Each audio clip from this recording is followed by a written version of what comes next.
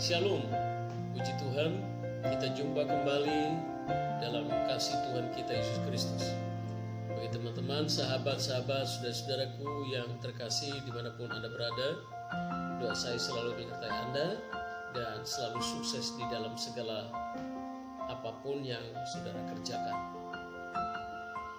Puji Tuhan, hari ini saya mengajak kita untuk belajar bersama-sama satu topik atau tema yang berkaitan dengan kehidupan kita sehari-hari dan kehidupan kita yang akan datang.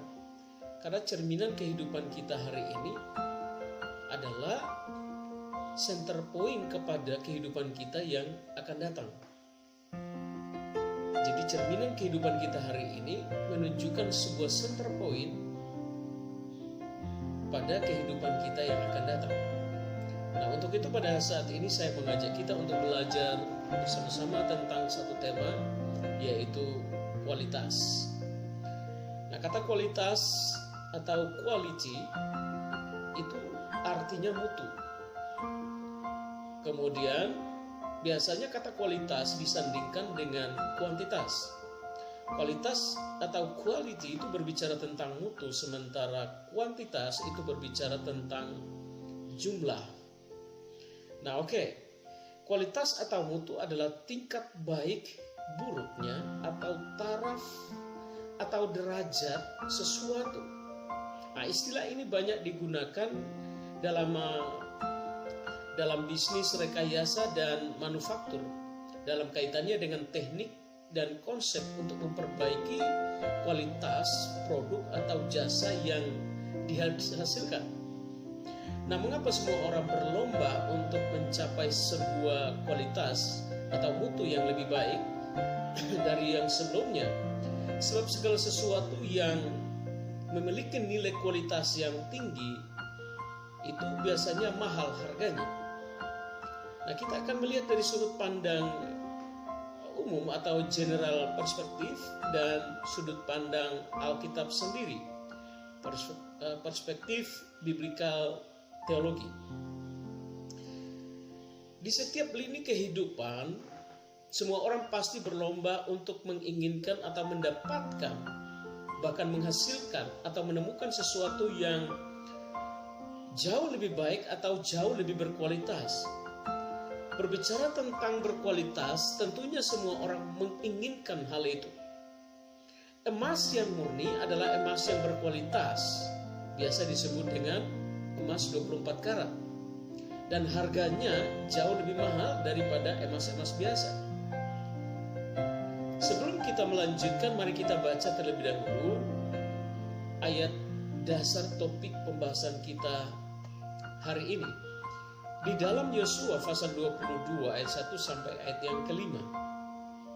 Kita perhatikan mulai ayat yang pertama, ayat 1. Yosua memanggil orang Ruben, orang Gad, dan suku Manase yang setengah itu. Dan berkata kepada mereka, kamu telah memelihara segala yang diperintahkan kepadamu oleh Musa hamba Tuhan itu. Dan telah mendengarkan perkataanku dalam segala yang kuperintahkan kepadamu. Kamu tidak meninggalkan saudara-saudaramu selama waktu ini sampai sekarang. Tetapi kamu setia memelihara perintah Tuhan Allahmu kepadamu. Tetapi sekarang Tuhan Allahmu telah mengurniakan keamanan kepada saudara-saudaramu seperti dijanjikannya kepada mereka. Oleh sebab itu pulanglah ke kemahmu, ke tanah milikmu yang telah diberikan kepadamu oleh Musa hamba Tuhan itu di seberang Yordan. Hanya lakukanlah dengan sangat setia perintah dan hukum. Ya, jadi kata-kata ini adalah kata-kata yang penting karena dikatakan kata hanya, sangat. Ya, kata sangat. Hanya lakukanlah dengan sangat setia perintah dan hukum yang diperintahkan kepadamu oleh Musa hamba Tuhan itu, yakni mengasihi Tuhan Allahmu, hidup menurut segala yang ditunjukkannya, tetap mengikuti perintahnya, berpaut kepadanya, dan berbakti kepadanya dengan segenap hatimu dan segenap jiwamu. Baik, saudara, teman-teman, sahabat, dan anak-anak Tuhan yang tercinta yang dikasihi oleh Tuhan Yesus. Ketika kita membaca ayat ini, maka kita akan membuat sebuah kesimpulan. Jadi hubungan relationship atau hubungan spiritual yang kita bangun, ya, atau hubungan spiritual relationship kita dengan Tuhan itu akan terlihat berkualitas ketika kita masuk di dalam ujian iman dan kita tetap berdiri teguh menjaga atau konsisten atau komitmen dan tetap memegang teguh konsistensi iman kita, berdiri teguh di dalam satu konsisten, sekalipun ada konsekuensi yang kita harus alami dan kita lewati. Tetapi ketika kita melewati itu, maka kita akan tampil sebagai sesuatu yang jauh lebih berkualitas. Tetapi ketika kita tidak bisa masuk atau kita belum masuk di dalam sebuah ujian iman tentunya, maka akan belum terlihat seperti apa kualitasnya iman kita kepada Tuhan, iman yang kita pegang di dalam Yesus Kristus Tuhan. Jadi sekalipun kita menghadapi ujian iman, tetapi kita tetap konsisten dengan covenant atau janji yang kita ikrarkan dengan Tuhan. Kita janji kepada Tuhan bahwa kita mengasihi Tuhan. Saat kita mulai mengikrarkan janji itu, yaitu ketika kita memasuki baptisan air. Kita telah diberikan pelajaran baptisan air, bagaimana atau apa artinya baptisan air dalam kehidupan kekristenan kita. Dan kemudian ketika kita melewati itu, maka kita mulai berjanji bahwa mulai hari ini kita menjadi milik Kristus. Hidup kita adalah milik Kristus, sepenuhnya adalah milik Kristus. Jadi untuk itu saudaraku, kualitas iman kita itu terbukti ketika kita telah melewati sebuah proses pengujian iman. Dan kemudian kita tampil sebagai pemenang. Tetap konsisten, tetap memegang teguh iman atau janji yang kita ikrarkan dengan Tuhan. Seorang wanita atau seorang cowok tidak hanya cukup berkata mengasihi, mencintai seorang wanitanya atau seorang suami terhadap istrinya. Kalau itu belum melewati masa pengujian, dia belum melewati masa kesukaran di dalam kehidupan rumah tangganya, itu akan terbukti. Ketika datang seorang gadis yang lain merayu dia, menggoda dia, atau sekretarisnya di kantor mengganggu dia, menggoda dia dengan berbagai macam cara, karena tentunya seorang pengganggu itu biasanya dia memiliki trik-trik dan dia berupaya untuk mengalihkan perhatian mangsanya ini yang dia sedang mangsa, karena dia ingin mendapatkan sesuatu, ingin mendapatkan sebuah keuntungan atau hasil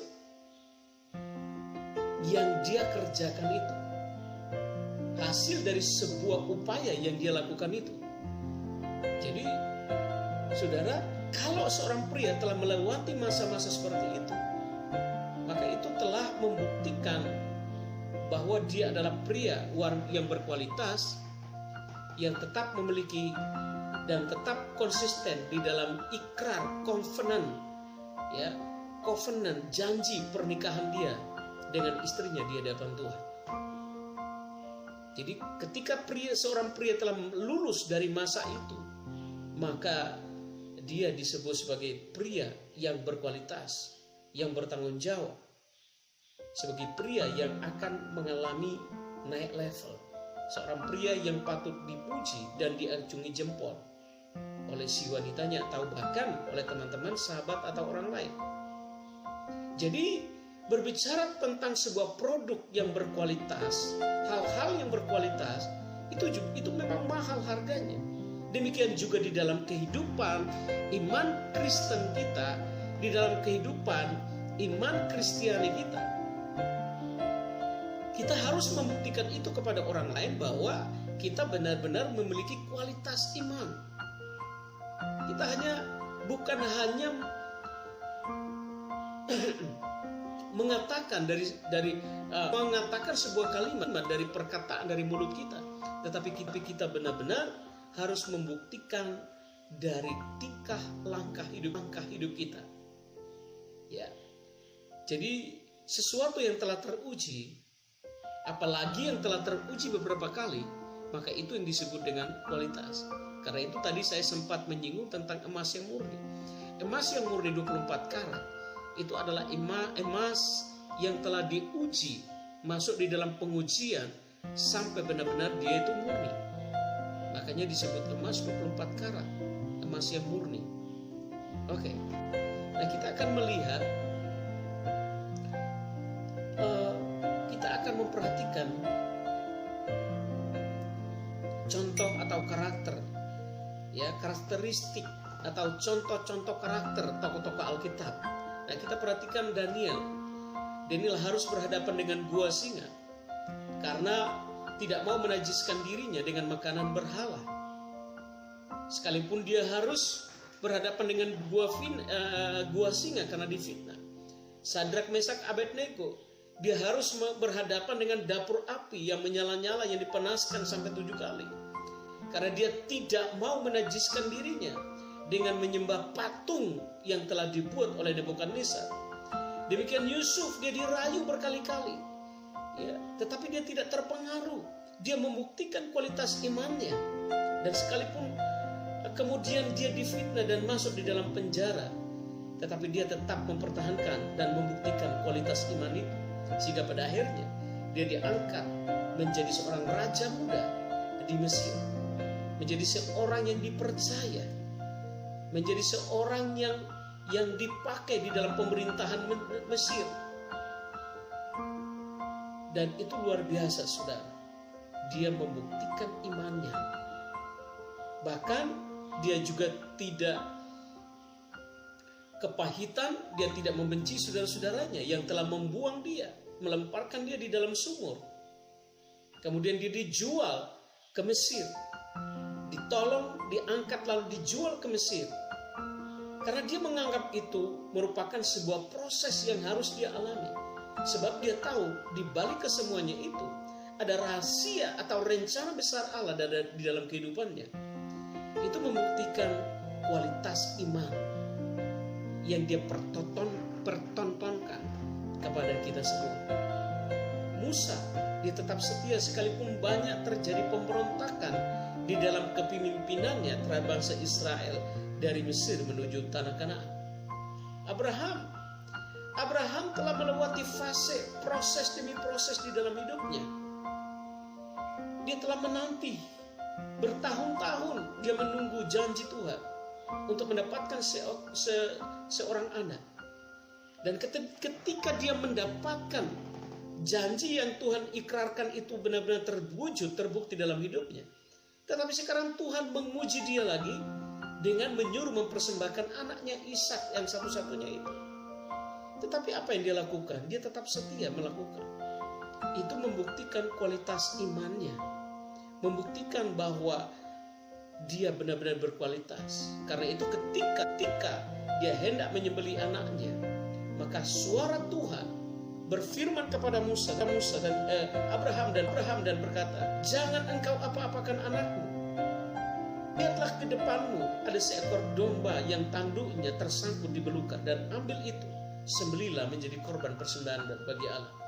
Mulai hari ini aku melihat bahwa imanmu iman berkualitas. Ya. Dan juga masih banyak tokoh-tokoh yang lain. Ya.